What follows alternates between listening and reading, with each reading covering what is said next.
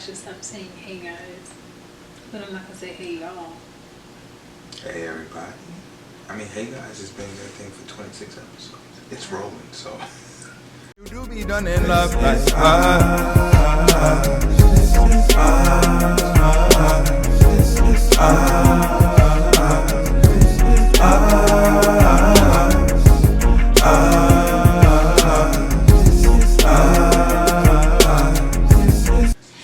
Hey everybody, welcome back. We're Kristen and Jarrell Abraham.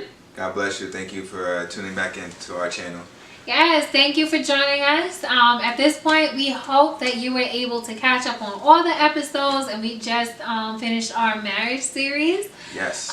So we hope that you guys enjoyed that. That was invigorating. It was. Right? If you haven't seen it, we encourage you to please go check it out, especially if you're courting, engaged, or just tied the knot. It's got gems in there, and then also for our veterans out there in marriage, it's a nice refresher, So check it out. Definitely. All right. So today's topic. Today's topic is common versus normal. Okay.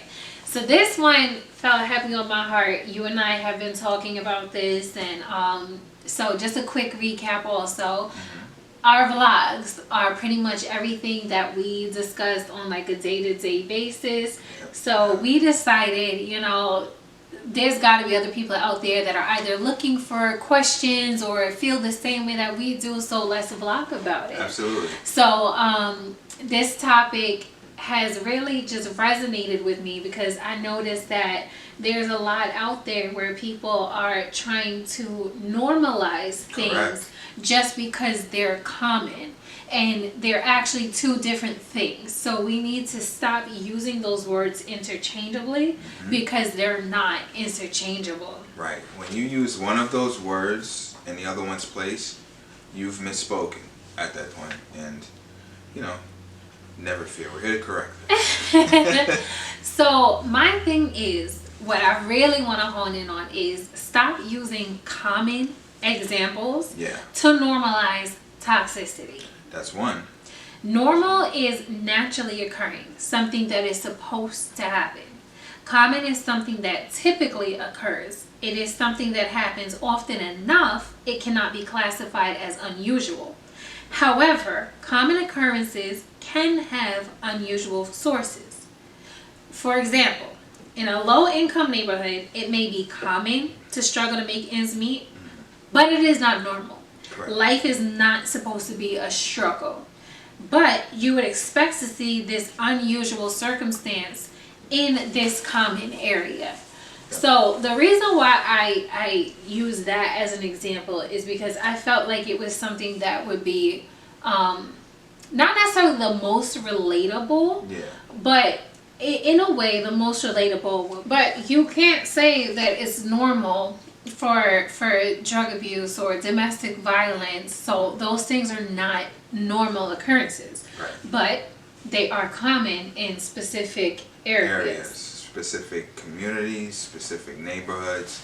And keep in mind, I'm going to hubby back on what she says. Whenever you go back and do your research or you look up history and you find information on these different things, you're going to be very surprised to know, and even fascinated to know sometimes, that while these occurrences are common, like she said, they're not normal.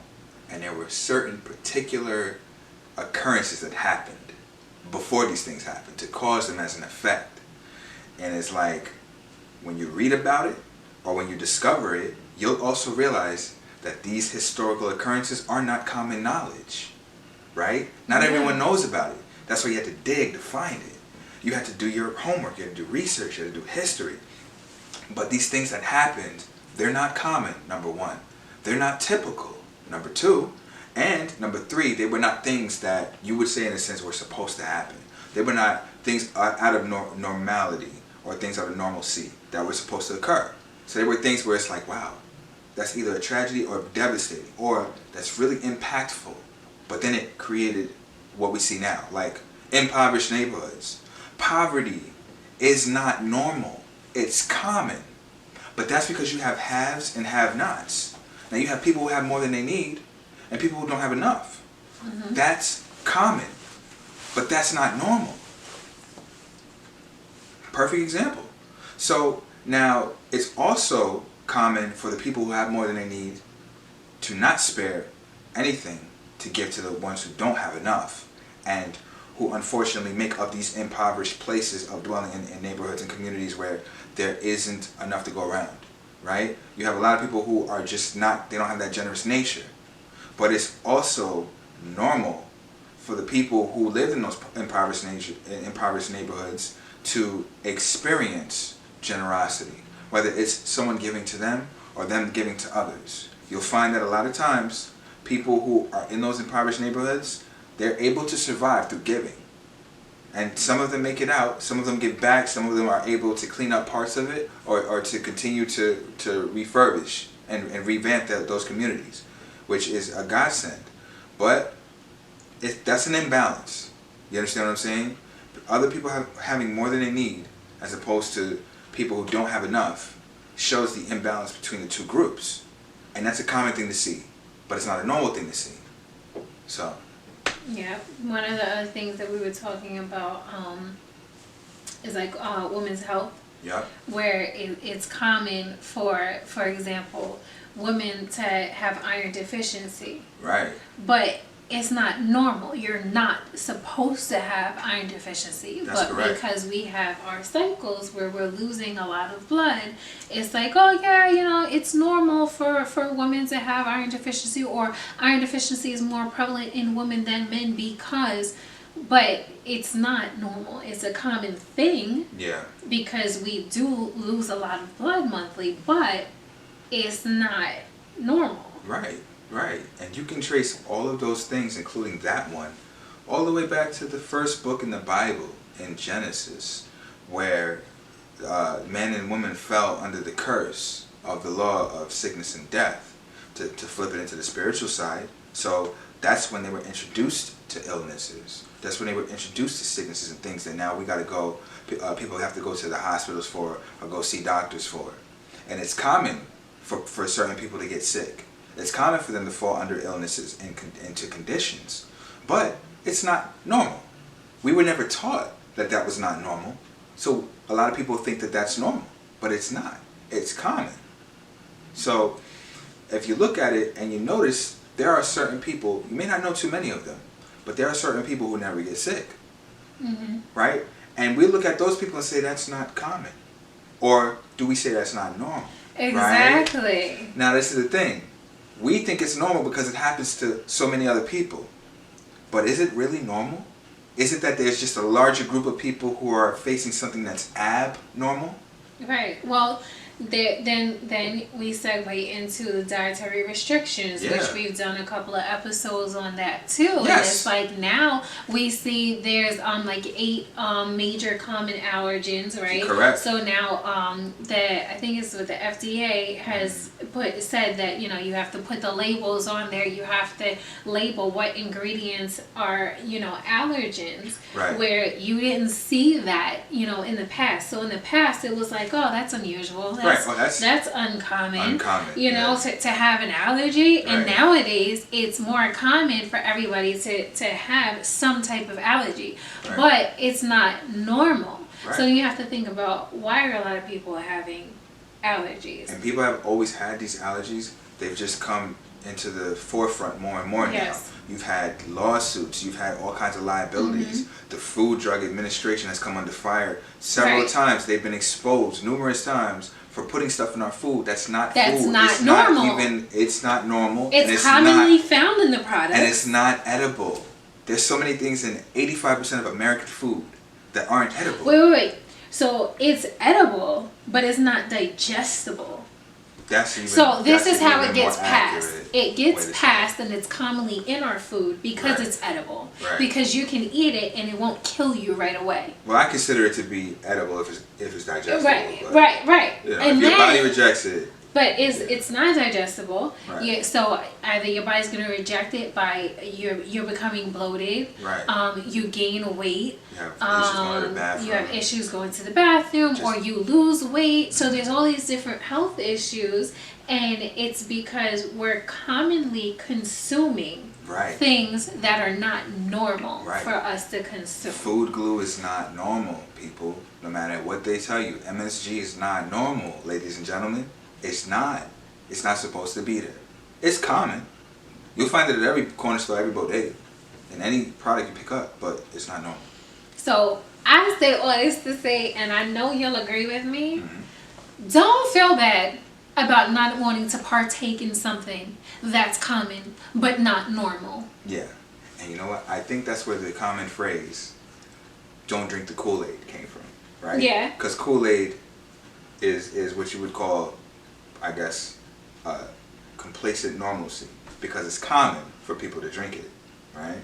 But it's not normal to put that much sugar in anything you put in your body. Hello, somebody. Yeah. So what do you think? Is that covering the gist I of mean, it? I think that covers it because we really pray that you guys do your research on this, and I think what we want to take from this episode and give to you most of all is that you actually look into a lot of what we're talking about and come up with your own research. You can even put it in the comment box and give us some feedback of what you found or what you think, or if you've done research on this before, comment back. We'd love to hear from you. We'd love that interaction, Yeah. Our ultimate goal is to really just raise more awareness on self-care, right? And not just the world is this whole self-love, you have to love yourself, but it's not really like addressing different things. Like what I will say too, and this has nothing to do with body shaming, because that's like a big thing, like where if you comment on somebody's weight, then it's like, oh, you're body shaming. But another thing is, specifically in America, we do see that there are a lot of people that are overweight, more so obese. And while no, we never want to downput anybody, the fact of the matter is that when you are overweight, most likely it's because you're eating the wrong foods and or you have an underlying health condition. Right. So it's not just about the fact that, you're at a bigger size, but it's the health conditions that come with that. So in America, that's another thing. It's common to see people that are overweight, but then you have to look at all the things that come with it, where you have the high blood pressure, the high cholesterol, the asthma, the trouble breathing. It's easier for you to get sick when you're in that state and you're not really taking care of your body. Yeah. So that's one of the reasons why I brought that up, because self-love has much more to do with being healthy than it does with just accepting your body image. Accepting your body image is 100% important for your psychological health, but you also have to make sure that you are being healthy, and again, not partaking in something that's common but isn't meant to be normal. Correct. So, speaking of which, we're actually going to vlog about, getting into healthy routines, exercising, food logging. Definitely. As much as we've learned, we're going to do our best to share it with you. So. Yes.